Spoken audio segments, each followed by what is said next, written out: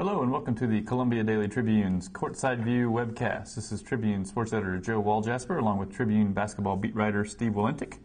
Steve, Missouri now 2 games into Big 12 play. They crush Oklahoma by a score of 87-49, and then their first Big 12 road game, they go to Kansas State and meet a similar fate. They lose 75-59. So they've now played 2 road games overall, true road games.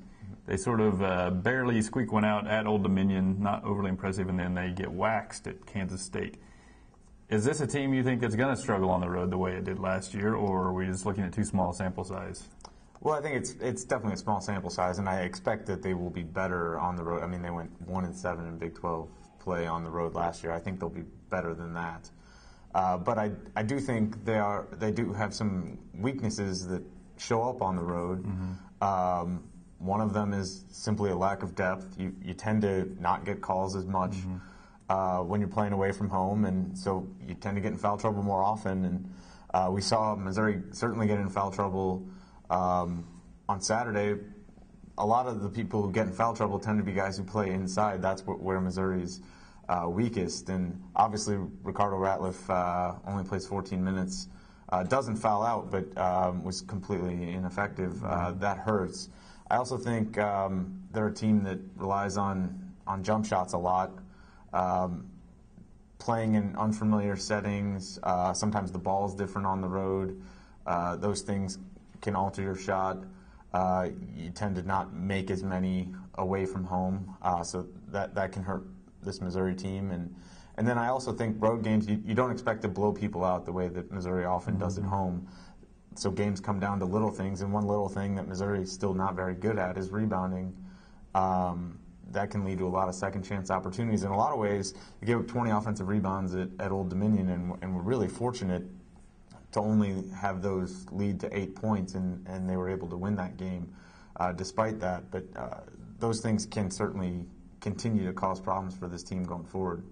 Yeah, I thought maybe the more disappointing, I kind of assumed that Kansas State's defense was going to cause Missouri problems because they caused everybody problems.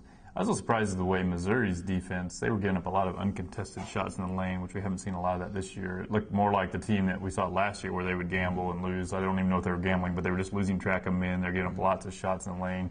Thomas Gibson had been really struggling in the last, 3 weeks or so, and they got him back on track in a big way. They made Jordan Enriquez look like an offensive player, which he really isn't most of the time. I think those guys combined for like 20 points. Yeah, they looked really good. And you expect those guys at least Enriquez, you expect him to be a great defensive player, but not a scorer. But Missouri just kind of let him loose. So that would be, I think, if I were Haith, I would be more concerned about that side of it than the offense. Because I think they're a team that's they're good shooters. I mean, they weren't that day, but Kansas State had a lot to do with that. Offensively, though, that game doesn't get away for them score-wise as much if they just play a little defense. I think that's true, and that's one of the reasons I think that they will be better this year away from home than last year, because I think, and we'll see, but I think that was more of an anomaly for this team. They've been a pretty solid defensive team through the first 14 games. So. Now, last year, Ricardo Ratliffe had a big non-con season, then kind of faded in the Big 12 season. A little early to tell now. He obviously had a good game against Oklahoma, but really was a non-factor against K-State. I mean, just barely circumstantial evidence would indicate he was even in Manhattan, Kansas. Only maybe the technical foul would you even remember he was there. Is he a guy that is going to be able to deal with Big 12 big men, the better ones he's going to face, you think? I think there's reason to think that he's going to do better than last year. Certainly, the way he played against Myers Leonard against Illinois, that's a comparable level talent to the best Big 12 forward types. And he held his own in that game. I think he's certainly a more polished player than he was last year. I think he's gotten in better position. He's obviously been more efficient. So I think there's a lot of reason to think, and I also think he's more confident. There's a lot of reason to think that he will show up with more regularity than he did last year, particularly late in the year. He really faded, as you said.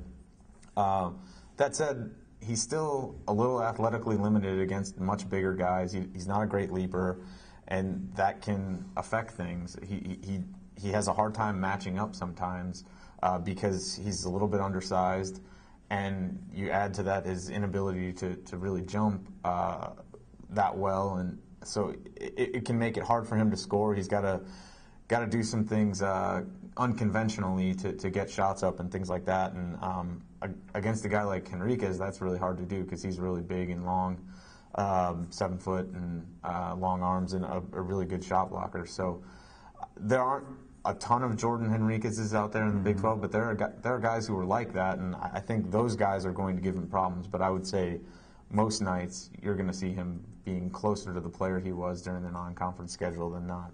Baylor's obviously got lots of long players. Kansas obviously has Withy, who's a big guy. And a pretty good shot blocker too. Yeah, I think he's all right if he can not get pushed off the block and can catch it with his back to the basket.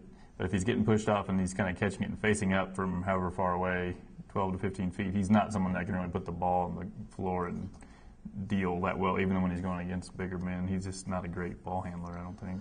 No doubt. And I think he, in a lot of ways, to me, is the key to what they're able to do this year, because you saw when he's not on the floor, their offense is completely different. I think one of the reasons Phil Pressey's been so effective this year is he's able to penetrate and draw a big man away, and then he gives the ball to Ratliffe, and they've gotten a lot of points that way, and in some big moments. Phil Pressey didn't have that option when he's not out there, and so he drives into traffic and gets his shot blocked because Steve Moore is just not the same offensive threat. He's done a very good job playing solid defense and filling space in the lane all year, but you saw he doesn't have the offensive arsenal that Ricardo does. Mm-hmm. Now Missouri obviously still in good shape, 14-1, 1-1 in the Big 12, ranked number 9 in the country, so things are still going well. Looking forward, though, what sort of capabilities do you think this, if you're projecting the Big 12 out, what do you think is maybe a realistic goal for them as far as a Big 12 record? I would say 12-6 or 11-7, somewhere in there. I think you look the way this team has played at home over the last 3 or 4 or 5 years. You expect them to win at least 7 out of 9 home games. I think, and the way they played this year as well at home, just been dominant. So you put them down for at least 7 wins at home. I still think that they're better than Oklahoma State and Texas Tech, no matter what floor they play on. I think they beat Oklahoma by 38 points here last week. I have a hard time seeing that score change that dramatically if the game's in Norman. So that would put them at 10 wins. And then you figure you've got a good chance if you're Missouri to win at a place like Iowa State. Not that it's going to happen, but it could. Texas A&M and Texas the same way, and particularly A&M, who's really struggling right now. Lost by 24 to the Cyclones on Saturday. They look very beatable at the moment. So that gets you to 11-7, 12-6 right there. I think they're going to win out at home. I just think this is the kind of team that they're so much different in home and road that there's not a dominant enough team in the Big 12 that I don't think they couldn't win. So if you did that, then you'd only need to win 3 to get to 12-6, which is pretty doable. I guess a game before the season that you thought might be among those 3 was Iowa State. I'm not so sure now. They're playing a lot better, and they had so many transfers. I think it makes sense that they were a little sluggish early in the season, and they're kind of figuring it out now. But like you said, I think Oklahoma State, through injuries and whatever, really seems like they've cashed it in. Texas Tech just isn't very good. Oklahoma, from what we saw at least, and what they showed against Kansas, not a great team. And then A&M should be, but isn't. So if you throw in Iowa State, there's 5 games that I think you would term as fairly winnable games. And if you could win 3 of them, then I think you'd be in pretty good shape to be I think they're a tournament team regardless, but I think you'd have a chance to get up there maybe as a 4 or 5 seed, which is probably what Missouri's looking for. Yeah, I think that's true. Maybe if you win a couple more, like, I don't know what Texas is at this point. I don't have a good feel for how good or not good they are. But if you're able to add on wins against people like that away from home, then you start getting into that 3-2 range. And I think that's kind of what I envision as the ceiling for this team. Lastly, they're going to Iowa State on Wednesday. Just your thoughts on Iowa State, maybe like a little scouting report for that. Much different team than last year, for sure. And you see the 1 win away from tying last year's Big 12 total already through 2 games. Their performance against A&M certainly caught people's attention, winning by 24 down there. I think they've missed Deontay Garrett a little bit at the point guard. He was a really good player for them last year, but they, as you said, brought in a lot of transfers, and the biggest one being Royce White, who was a really heralded recruit when he went to Minnesota. He's coming off the Big 12's first triple-double in 6 years on Saturday against the Aggies. He's a really difficult matchup, 6'8" and 250 pounds, but he also leads them in assists, and he had 10 assists in that game. He's going to be the key, I think, is how does Missouri defend him, because he really makes things go for them.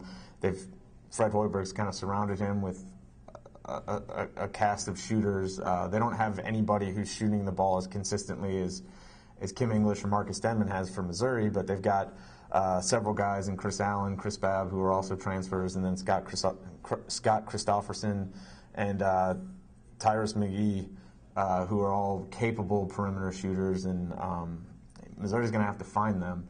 They didn't do a very good job on Saturday finding Will Spradling, who was kind of the one guy Kansas State had that could hurt you from beyond the arc, and Iowa State's got more guys who are capable of doing that, so it's going to be key that they locate them. How do you think they are going to guard White? Will you think it'll be Matt Pressey they'll put on him, or who? He's, I think, too big for Matt Pressey. I don't know if you try Kim English, if you try Ricardo Ratliffe, if you play a lot of zone. I don't really know. They didn't look very good in zone against K-State. They didn't.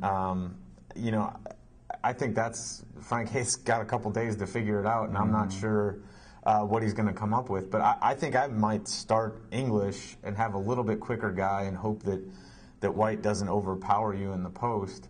But if you don't do that, then you've got a situation where you've got you've got Kim English matched up with their other big guy, and then Ricardo's having to guard White one-on-one. I'm not sure that's a great matchup either. Mm-hmm. All right, well, it'll be interesting. Join us again next week when we discuss that game and also Missouri's 2 home games coming up. They have one Saturday against Texas, and then Texas A&M on Martin Luther King Jr., a matinee start.